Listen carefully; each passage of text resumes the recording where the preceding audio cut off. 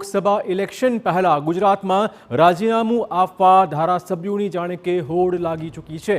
કોંગ્રેસ અને આપ બાદ હવે વાઘોડિયાના અપક્ષ ધારાસભ્યએ પણ આખરે ધર્યું છે રાજીનામું। વડોદરાની વાઘોડિયા બેઠકના અપક્ષ ધારાસભ્ય ધર્મેન્દ્રસિંહ વાઘેલાએ વિધાનસભાના સ્પીકર શંકર ચૌધરીને મળીને રાજીનામું સુપ્રત કર્યું છે। રાજીનામું આપ્યા બાદ ધર્મેન્દ્રસિંહ વાઘેલાએ ફરી કેસરીયો ખેસ ધારણ કરવાનું મન બનાવ્યું છે। પાર્ટી છોડનારા કોંગ્રેસ અને આપના અન્ય ધારાસભ્યોની જેમ ધર્મેન્દ્રસિંહે પણ મોદી શાહની વિકાસ યાત્રામાં સહભાગી થવા માટે રાજીનામું આપ્યું હોવાની વાત મૂકી છે। રાજીનામું આપ્યા બાદ તેમણે કહ્યું છે કે અયોધ્યામાં રામ ભગવાનનું આટલું મોટું મંદિર બન્યું છે ત્યારે દેશમાં રામ રાજ્યની સ્થાપનાની દિશામાં છે। ત્યારે મારા વિસ્તારના મતદારો અને મારી પોતાની લાગણી પણ છે કે આપણા ગુજરાતના બંને પનોતા પુત્રના હાથ મજબૂત કરવા જોઈએ।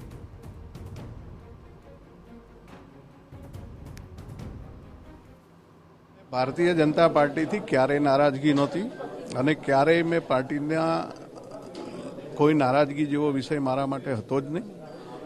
જનતાનો અને મારા મતદારોનો આગ્રહ હતો એટલે 2022માં હું ચૂંટણી લડ્યો અને મને જનતાએ જીતાડ્યો। એ જ જનતાનો આજે અયોધ્યા મંદિર અને જ્યારે નરેન્દ્ર મોદી સાહેબ માટે થઈને દેશ અને દુનિયાની લોકોની જે કંઈ મોદી સાહેબની કામ કરવાની પદ્ધતિ છે એનાથી અને અમિતભાઈ શાહ સાહેબના જે કામ કરવાની પદ્ધતિથી હું પ્રભાવિત થઈને મારું રાજીનામું ધર્મેન્દ્રસિંહ વાઘેલાએ ફરી ભાજપમાં જોડાઈ રહ્યા હોવાની વાત તો સ્વીકારી છે, પરંતુ ચૂંટણી લડવા વિશે તેમણે કોઈ ફોડ નથી પાડ્યો।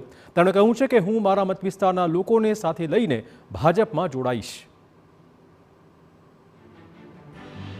એક વર્ષમાં મેન્ડેટ જતું કરવા પાછળનો મારો માત્ર ને માત્ર કારણ આપણા દેશના વડાપ્રધાન અને મોદી સાહેબના અને અમિતભાઈ શાહ સાહેબની કામ કરવાની જે પદ્ધતિ છે, દેશને આજે દુનિયાની ફલક ઉપર જ્યારે લઈ જતા હોય ત્યારે એમાં નાનો સહભાગી થવાની મારી પોતાની અને મારી જનતાની ઈચ્છા હતી। એ માટે થઈને બીજા કોઈ કારણો વગર હું આજે રાજીનામું આપું છું। ચલો, ઘર વાપસી ક્યારે કરશો? કોઈ તારીખ નક્કી થઈ ગઈ છે? ના, કોઈ તારીખ નક્કી નથી થઈ। થોડા દિવસમાં તારીખ નક્કી કરી અને આપને જણાવીશ।